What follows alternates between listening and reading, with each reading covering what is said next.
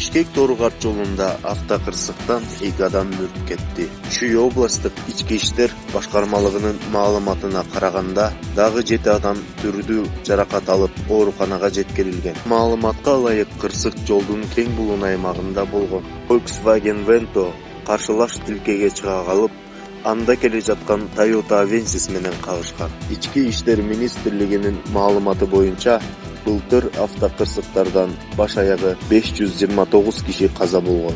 Бул андан мурунку жылга салыштырмалуу 9,2%ке көп. 2018-жылы автокырсыктан 484 адам каза болгон.